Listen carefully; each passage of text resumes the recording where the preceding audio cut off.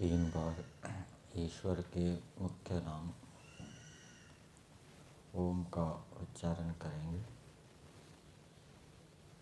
अर्थ और भावना को भी बनाते हुए गहरा श्वास लें।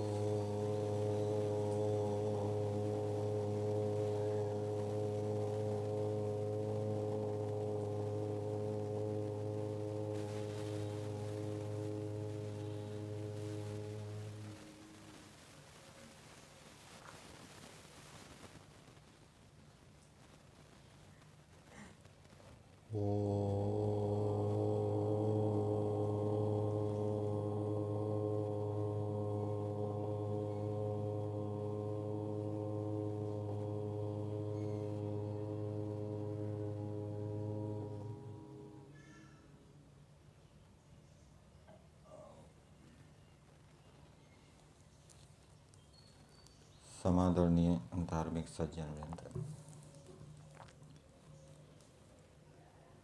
जिस परमेश्वर ने अंधकार को दूर करने के लिए प्रकाश को उत्पन्न किया, उष्णता को दूर करने के लिए शीतलता को उत्पन्न किया, भूख को मिटाने के लिए अन्न आदि औषधियाँ उत्पन्न की, प्यास की निवृत्ति के लिए जल आदि पदार्थों को उत्पन्न किया और जीवात्माएं पड़ी हुई थी सृष्टि के अंदर, उनका परमेश्वर स्वामी बना, उनको उपयोग में लिया, उनके गुण कर्मों का उपयोग लिया। सृष्टि बनाते समय उनको साधारण निमित्त कारण के रूप में लिया और ईश्वर को पता था कि जीवात्माएं जब मैं इनको शरीर दूंगा, ये संसार के अंदर शरीर धारण करके आएंगी तो इनके अंदर मूर्खता उत्पन्न होगी। तो उस मूर्खता को दूर करने के लिए परमेश्वर ने वेदवाणी दी, विद्वानों को उत्पन्न किया। ऐसा जो परमेश्वर है, वेद में बताया गया है कि वेदवाणियाँ ऐसे परमेश्वर की आनोनवुः स्तुतियाँ करती है। सभी लोक लोकांतर परमेश्वर की स्तुति कर रहे हैं। जो महा तेजस्वी बहुत प्रकाश वाला सूर्य है, वो भी परमेश्वर की स्तुति कर रहा है और जो बहुत बड़े परिमाण वाली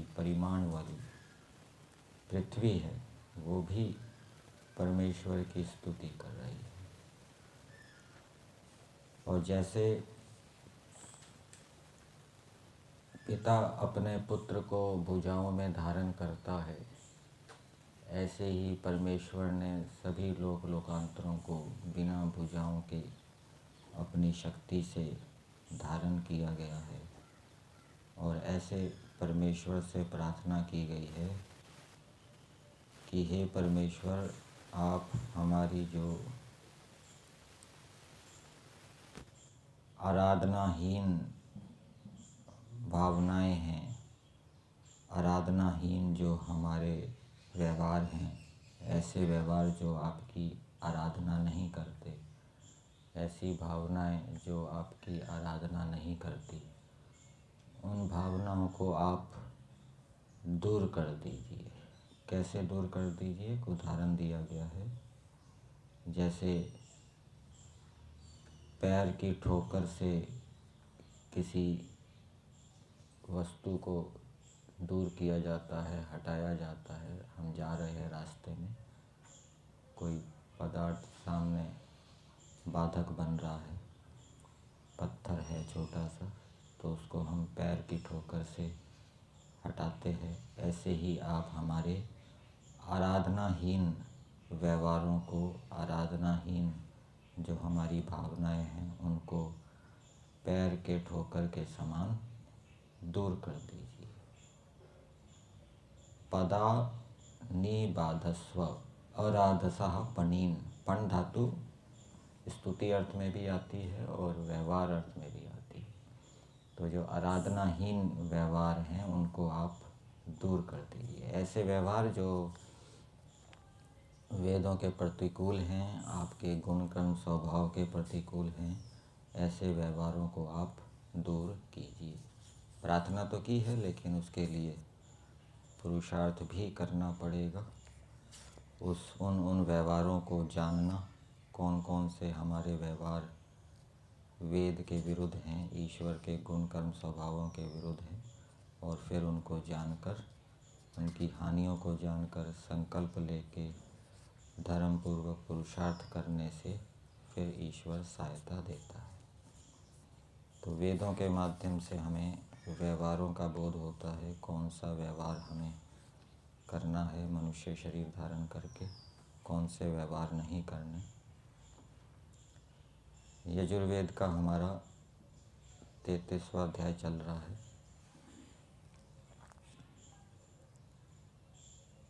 कल हमने मंत्र संख्या 62 के ऊपर विचार किया था। अध्यापकों को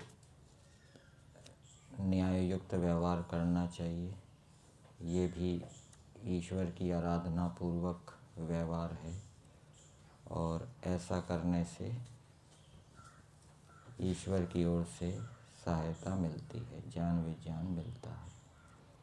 और अध्यापकों का क्या व्यवहार बताया है कि वो दूसरे जो विद्वान हैं उनका सत्कार करें, और ऐसे विद्यार्थी को पढ़ाएं जो जिज्ञासु है, पवित्र है, सरल है, जिसके अंदर दुष्टता नहीं है। तो ऐसा करने से विद्या जो है वो बलवती होती है और ईश्वर की आज्ञा का पालन होता है, वेद की आज्ञा का पालन होता है। आज हम मंत्र संख्या 63 के ऊपर विचार करें। मंत्र है, ये त्वा अहि हत्ये मघवन अवर्धन, ये शाम्बरे हरिवो ये गविष्ठौ, ये त्वा नूनम अनुमदन्ति विप्रः पिब इंद्र सोमं सगणो मरुद्भिः। इसकी भूमिका में दिया है, अब राजधर्म विषय को कहते हैं। राजाओं का धर्म बताया है, जो राजा हैं, अधिकारी व्यक्ति हैं। तो इसके भावार्थ में दिया है, जैसे मेघ और सूर्य के संग्राम में सूर्य का ही विजय होता है। मेघ और सूर्य का भी संग्राम होता है। वर्षा ऋतु में मेघ सूर्य को आवृत कर देते हैं, ढक देते हैं, लेकिन पश्चात फिर सूर्य और मेघों को गिराकर फिर से प्रकाशित होता है। तो इस संग्राम में सूर्य का ही विजय होता है।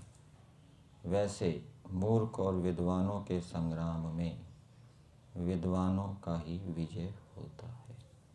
तो राजधर्म क्या है?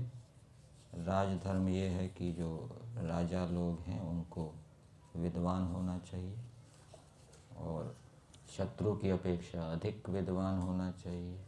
शत्रु भी यदि विद्वान है तो शत्रु की अपेक्षा अधिक विद्वान होना चाहिए, तो उससे वो उन शत्रुओं को जीत सकता है, उसको जीतेगा।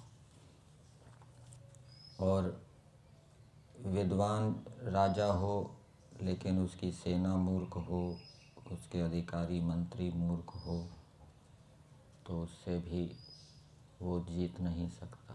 उसके अधिकारियों को, उसके सेनापतियों को, मंत्रियों को, सबको विद्वान होना चाहिए। सेना को भी विद्वान होना चाहिए, तभी वो युद्ध के अंदर जीत सकता है। अब मंत्र के पदों को पदार्थ के माध्यम से देखते हैं। सेनापति को संबोधित करते हुए कहा जा रहा है, हे मघवन। मघवन का अर्थ किया है उत्तम पूजित धन वाले सेनापति। मग जो शब्द है वो निघंटु के अंदर जो धन के नाम हैं, उन धन के नामों में मग शब्द पड़ा है। और ये मग शब्द का निर्वचन महाधातु से किया गया है, दान कर्मणः।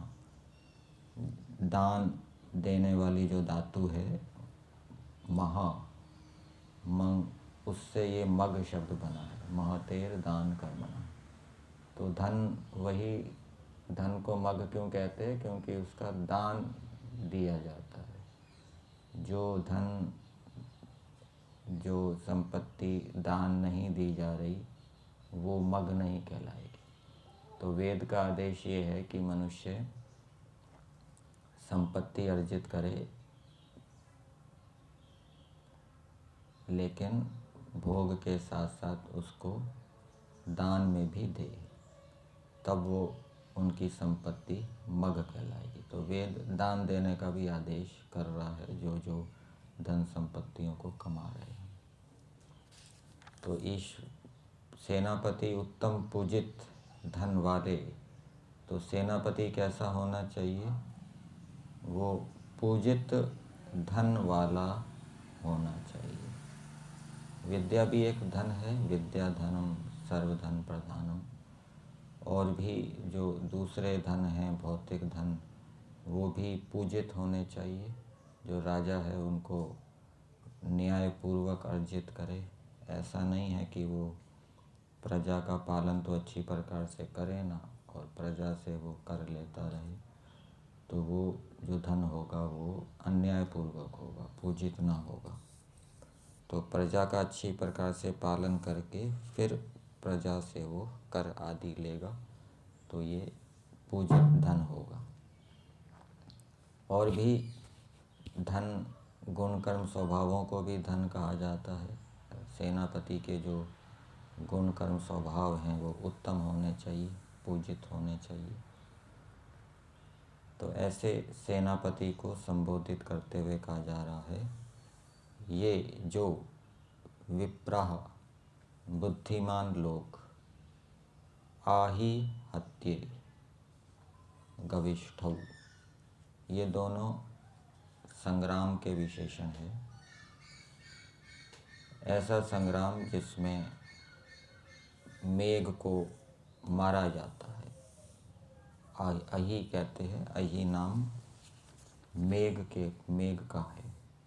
अही, वैसे सांप को भी अही कहा जाता है, शत्रु के लिए भी अही शब्द का प्रयोग होता है, और ईश्वर के लिए भी अही शब्द का प्रयोग होता है। एक अह धातु है व्याप्ति अर्थ में।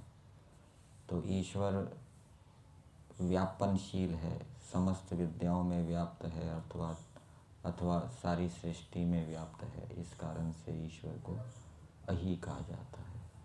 और मेघ भी आकाश के अंदर व्याप्त हो जाता है, इसलिए उसको अही कहा जाता है। और दूसरी धातु से भी इसकी व्युत्पत्ति की जाती है, आपूर्वक हन धातु, मारने अर्थ में, क्योंकि ये सूर्य के द्वारा मारा जाता है, इसलिए मेघ को क्या कहते हैं? अही कहते हैं। और एक अही धातु गति अर्थ में है, अयन अर्थ में, अयनात्, अय धातु से भी अही शब्द का निर्वचन किया जाता है।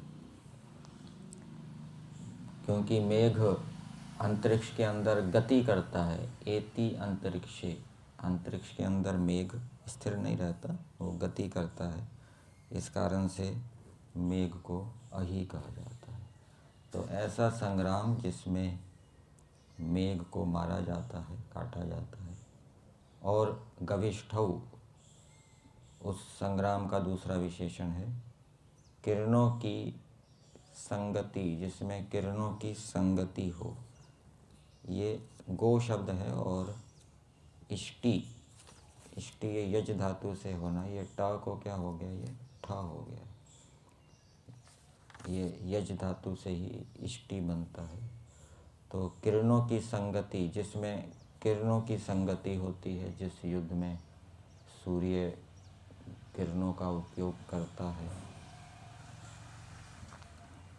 उस संग्राम में जैसे किरणें सूर्य के तेज को बढ़ाती है, वैसे आपको उत्साहित करें।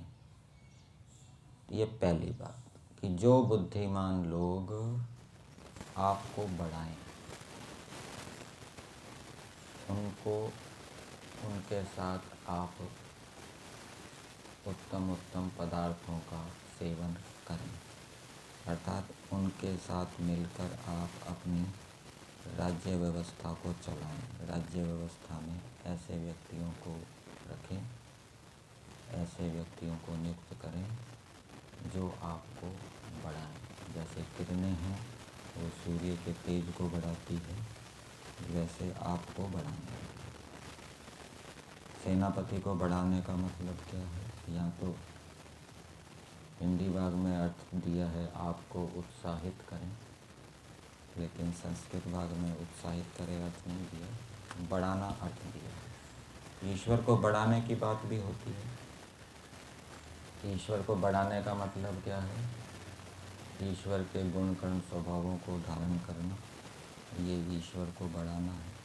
और फिर दूसरों को भी धारण करवाना, ये ईश्वर को बढ़ाना है। तो जो मनुष्य आपके गुण कर्म स्वभावों को धारण करें, जैसे कर्म आप करते हैं, जैसा स्वभाव आपका है, जैसा आप चाहते हैं, वैसा वैसा करते हैं, तो वैसे बुद्धिमान मनुष्यों को आप अपने राज कार्य में नियुक्त करें। मतलब कि जो आपके गुण कर्म स्वभाव के अनुकूल हो, गुण कर्म स्वभाव के विपरीत नहीं हो, तो उससे फिर क्या होगा, वो विचार मिलेंगे नहीं तो फिर खटपट होगी, ठीक है, तनाव रहेगा। ये पहली बात है। तो युद्ध में जीतने के लिए, संग्राम में जीतने के लिए राजा के पास ऐसे व्यक्ति होने चाहिए, बुद्धिमान होने चाहिए, और बुद्धिमान होने के साथ साथ उनके जो गुण कर्म स्वभाव हैं वो राजा के अनुकूल होने चाहिए, राजा जैसे होने चाहिए। फिर दूसरी बात बताई, हे हरिवाह, प्रशंसित किरणों के तुल्य चिलकते घोड़ों वाले शूरवीर। हरि शब्द है और ये आगे वह, ये मतुक प्रत्यय है। हरि शब्द के अनेक अर्थ होते हैं।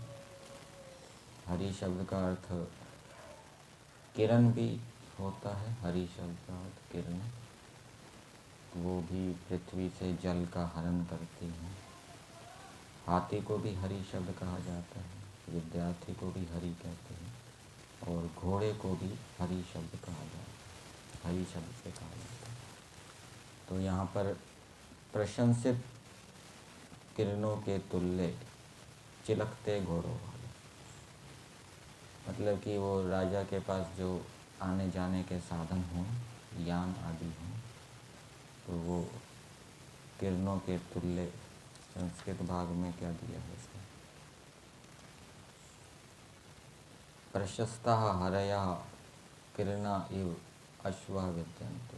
प्रशंसित किरणों के तुल्य जिनके घोड़े हों, अर्थात वो घोड़े हों तो वो अच्छे स्वस्थ हों, चमकने वाले हों, और दूसरे यान हों तो वो भी चमकने वाले हों। पीछे भी आया था ना, ऐसे यान बनाएं जो सूर्य की त्वचा के समान चमकने वाले हों। तो ऐसे सेनापति होने चाहिए, उनके साधन, यान, आने जाने के साधन ऐसे होने चाहिए। उस सेनापति को संबोधित करते हुए कहा जा रहा है, ये जो लोग शांबरे मेघ सूर्य के संग्राम में, ये जो शांबर शब्द है ये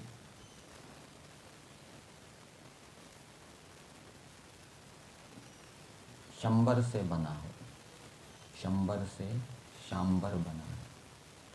संग्राम के नामों में नहीं पड़ा ये शांबर शब्द, ये शंबर शब्द से बना है। और शंबर शब्द के अनेक अर्थ होते हैं। मेघ को भी शंबर कहते हैं क्योंकि वो सुख को धारण करता है, सुखम विनोति। जल को भी शंबर कहते हैं, शम कहते हैं सुख, और व्री से व का ब हो गया, जो जिससे सुख को आवृत करता है, अथवा उदक को भी कहते हैं शंबर, और मेघ को भी शंबर कहते हैं, मेघ से सुख होता है। तो शंबर से शांबर बन गया। तो मेघ संबंधित जो संग्राम है, मेघ सूर्य के संग्राम में, सूर्य अध्ययन किया है वो, क्योंकि उसका संबंध है मेघ का सूर्य के साथ। तो मेघ सूर्य के संग्राम में बिजली के तुल्य त्वा, ये अवृधन यहाँ भी जोड़ देंगे, जो आपको बढ़ाए। जैसे संग्राम होता है, संग्राम मेघ और सूर्य के संग्राम में बिजली का भी बहुत महत्वपूर्ण योगदान रहता है, मेघ को काटने में, नष्ट करने में। वैसे ही जो मनुष्य विद्युत के तुल्य शत्रुओं को मारे काटे, ऐसे व्यक्तियों को आप अपने सेना में रखो, ठीक है। वो आपको, जो आपको बढ़ाने वाले हैं, बिजली के तुल्य आपको बढ़ाएं, तो वो शत्रुओं को मारने में समर्थ होंगे। तो उससे क्या है, राजा की वृद्धि होगी। ये दूसरी बात हो गई। फिर तीसरी बात बता रहे हैं, ये जो कैसे कैसे व्यक्तियों को, सेनापति को, जो राजा को अपने किसी कार्य को चलाने के लिए, करने के लिए नियुक्त करना चाहिए, उस विषय में बता रहे हैं। जो नूनम निश्चय कर आपकी अनुमदंती, अनुकूलता से आनंदित होते हैं, और जो आपकी रक्षा करते हैं। अर्थात ऐसे मनुष्य जो आपकी अनुकूलता से प्रसन्न होते हैं, आपकी अनुकूलता से अप्रसन्न नहीं होते, मतलब कि जो आपसे द्वेष या ईर्ष्या करने वाले नहीं हैं, आपसे प्रेम करने वाले हैं, ऐसे व्यक्तियों को आप नियुक्त करो सेना के अंदर। और जो आपकी रक्षा करते हैं, राजा से ईर्ष्या द्वेष करने वाले यदि सेना के अंदर होंगे तो फिर क्या होगा, विद्रोह हो जाएगा, ठीक है। वो सूचनाएं शत्रु को दे देंगे, राजा की सूचनाएं, तो उससे फिर वो राजा अपने शासन को अधिक समय तक नहीं चला पाएगा। तो अनुकूलता से आनंदित होते हैं, और जो आपकी रक्षा करते हैं, आपको सलाह देते हैं, कोई गलत आपका विचार है उसको संशोधित करते हैं, जिससे कि शत्रुओं को जीता जा सके। तो ऐसे व्यक्तियों के साथ आप उत्तम उत्तम औषधियों के रस का सेवन करो, अर्थात उनको आप अपने राज्य कार्य में नियुक्त करो। फिर आगे कह रहे हैं, हे इंद्र, उत्तम ऐश्वर्य वाले जन, हे उत्तम ऐश्वर्य वाले जन, जैसे वायु के गण के साथ सूर्य रस को ग्रहण करे। सूर्य